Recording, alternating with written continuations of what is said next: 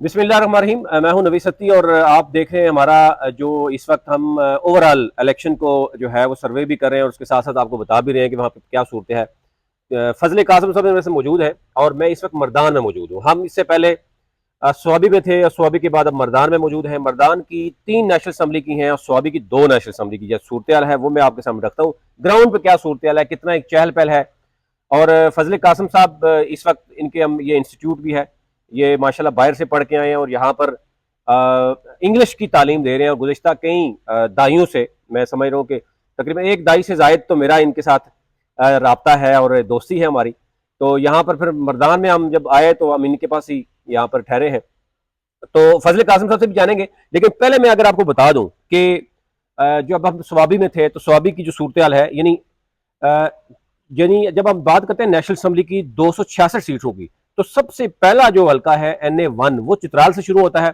और वो चित्राल से होता हुआ आप देखते हैं कि मालाकंड डिवीजन तक 11 जाते हैं और फिर 12 से होते हुए आपको 18 तक वो हजारा डिवीजन आता है और फिर 19 से NA19 से लेकर 45 तक आपका ये वाला यानी पेशावर और फिर DI खान तक ये जाके एंड होता है। तो नेशनल असम्बली की 45 सीट्स हैं KPK की और वो बड़ी मैटर करती हैं।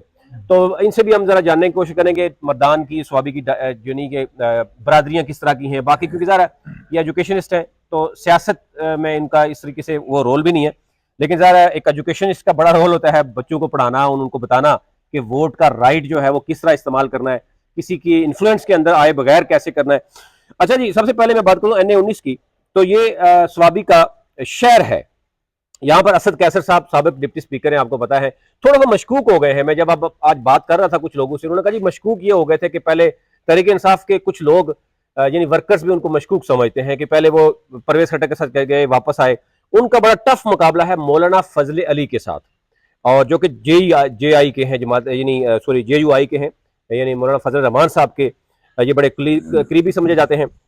यहाँ पर जमात इस्लामी के उमर गुल जदून साहब हैं, यहाँ पर शाहजहां साहब हैं ANP के, और मोहम्मद बिलाल खान शेरपाओ हैं पीपल्स पार्टी के। अच्छा, बहुत से लोग ये बार बार कह रहे थे कि आप 1 2 3 कर दिया करें, कि सबसे बड़ा यहाँ पर अगर हम देखूं 1 2 3 करूं मैं, तो यहाँ पर असद कैसर है क्योंकि एक पॉपुलर वोट है, तहरीक इंसाफ का वोट है, इस वक्त हमदर्दी का वोट है, बाकी KP में आप समझती हैं चीजें। तो दूसरे नंबर पर फजले इलाही है। मुकाबला बड़ा टफ होगा अगर हम देखें तो असद कैसर साहब के हवाले से।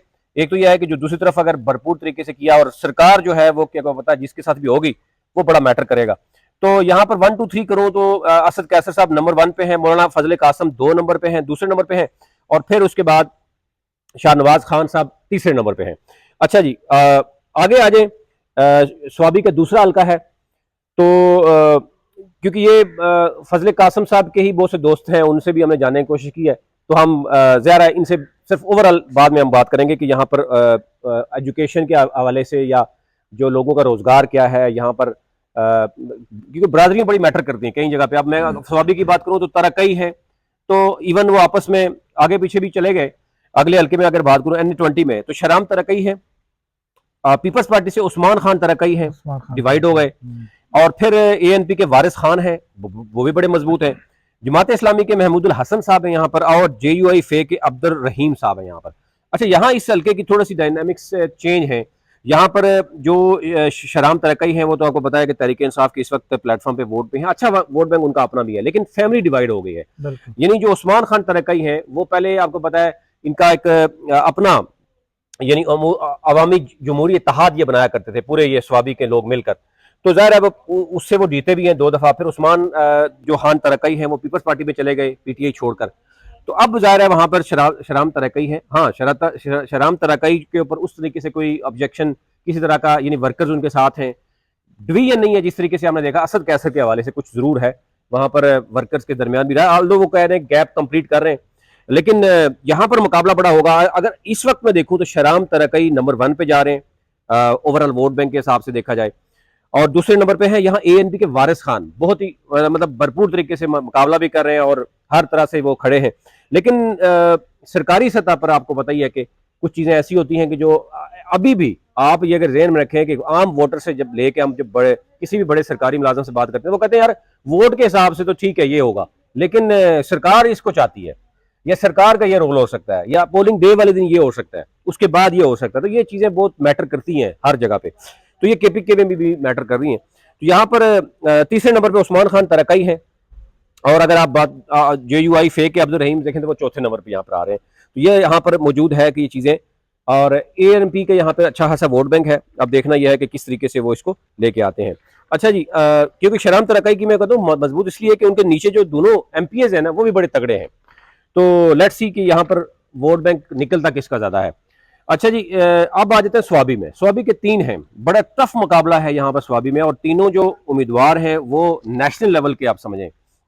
यहाँ पर हैं जनाब, एक तो ये है कि मुजाहिद खान है तहरीक इंसाफ के NA 21 में, और उसके बाद PMLN के जमशेद खान महमूद हैं, कमज़ोर हैं ये क्योंकि ज़रा नून लीग का उसका वोट नहीं है।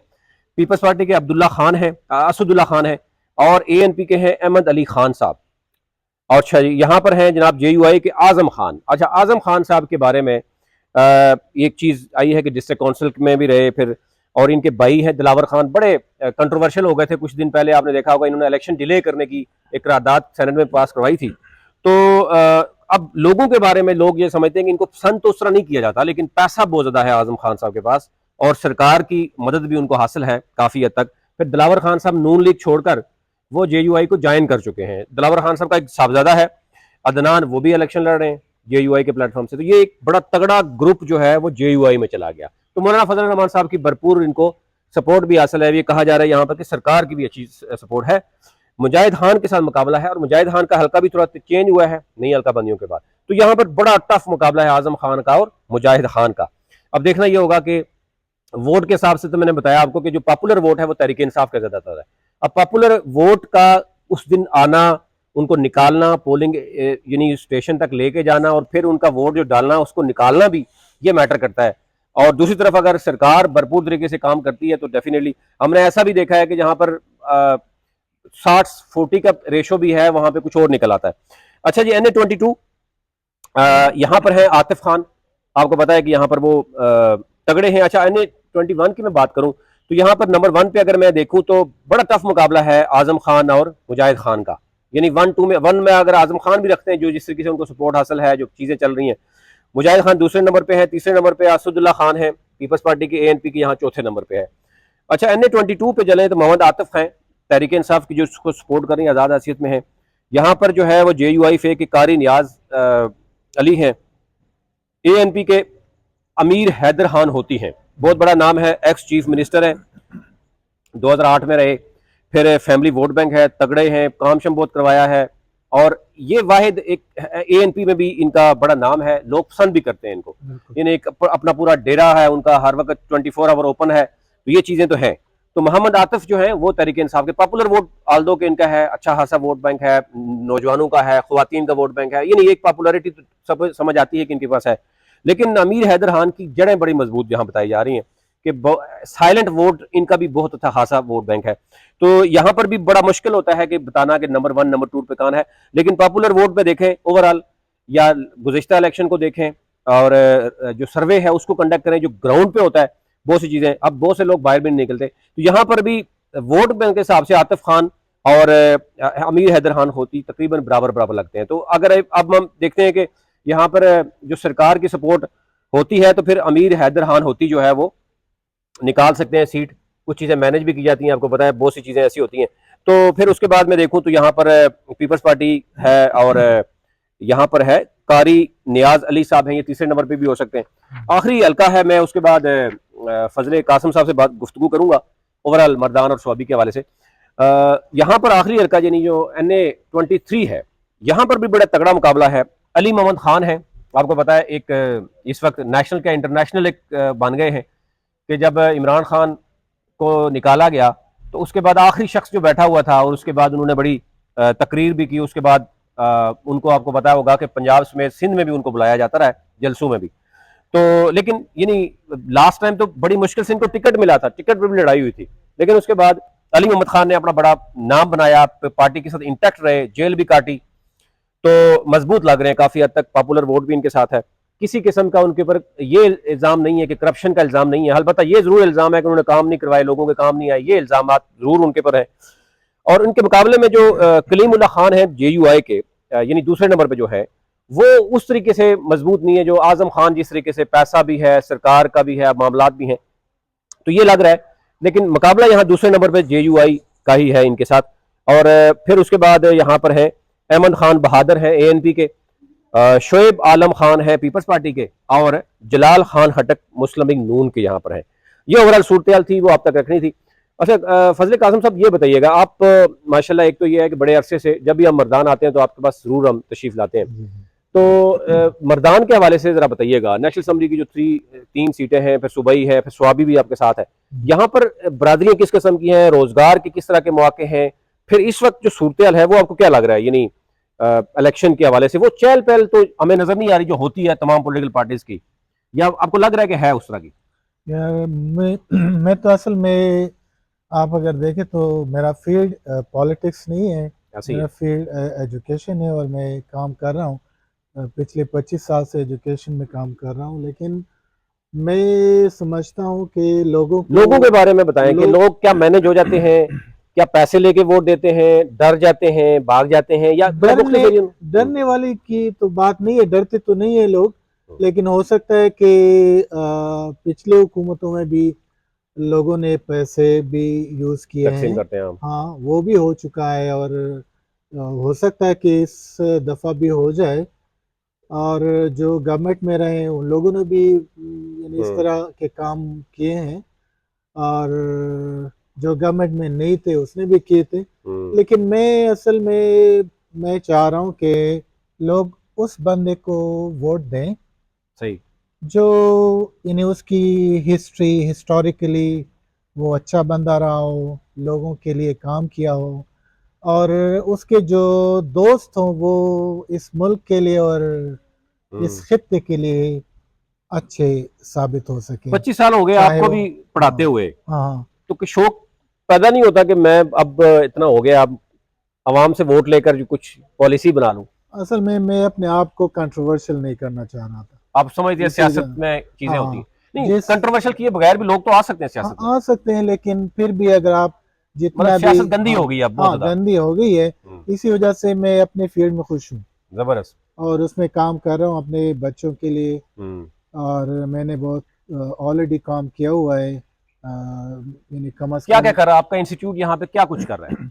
यहाँ पे हम लैंग्वेज इंस्टीट्यूट जो है ना, इंग्लिश लैंग्वेज स्किल्स पे काम कर रहे हैं, टीचर ट्रेनिंग स्किल्स पे काम कर रहे हैं, सही। आइट्स और टॉफल पे काम कर रहे हैं, लोगों को बाहर स्टडी के लिए भेज रहे हैं, हम्म। और यहाँ पे लोगों की जो है ना काउंसलिंग कर रहे हैं, ताकि वो फ्यूचर में जो है ना वो कर अच्छे सके। स्किलफुल बंदे साबित हो सकें। बिल्कुल जी। जी। फजल कासिम साहब के साथ हमारे एक दाई से जायद तो हमारा भी इनके साथ उठना बैठना है। तो ये हम गारंटी से भी कह सकते हैं कि आप जो मर्दान के स्वाबी के इस एरिया के लोग हैं, वो आप इनके पास आइए। ना सिर्फ ये इंग्लिश की बेहतरीन तैयारी करवाते हैं, बल्कि ये खुद भी बाहर से पढ़ के आए। और फिर अब जिन लोगों को बाहर जाने का हो, जिन नौजवान हमारे यहाँ क्योंकि बाहर जाते हैं और बहुत से बेचारे उनके साथ फ्रॉड भी हो जाता है, तो ये एक ये है कि आप आइए, इनका इंस्टीट्यूट देखिए, तो आपको नजर आएगा। ये खुद यहाँ पे मौजूद हैं गुज़िश्ता तकरीबन 2.5 ईयर्स, बहुत यानी जो 25 साल होते हैं बहुत ज़्यादा साल होते हैं, पता चल जाता है। हाँ, अगर बाहर से कोई बंदा आता तो शायद अभी तक वो जा भी चुका होता, लेकिन ये यहाँ पे मौजूद है, इनकी अपनी बरादरी है, इनके अपने यहाँ फैमिली है। तो डेफिनेटली ये यहाँ पर इस बाहर भी जाते हैं कहीं इस्लामाबाद, तो हम देखते हैं कि वो मर्दान के अवाम के लिए सोच रहे होते हैं। तो अभी तक ये इतना ही। आगे हम चलेंगे शावर के इलाके, मुख्तलिफ जो नेशनल असम्बली के हैं, फिर नौशहरा और कोहाट के एरियाज जो है वहां से भी आपको बताते हैं। और DI खान आपको पता है कि आखिरी है और बड़ा कांटेदार मुकाबला है वहां पर। वहां पर मौलाना फजल रहमान साहब हैं, अली अमीन गंडापुर हैं, और फैसल करीम कुंडी हैं। बड़े तगड़े तगड़े मुकाबले यहाँ पेशावर में भी आपको बताएंगे कि वहां पर सूरत क्या है। अभी तक लिए इतना ही। Thank you.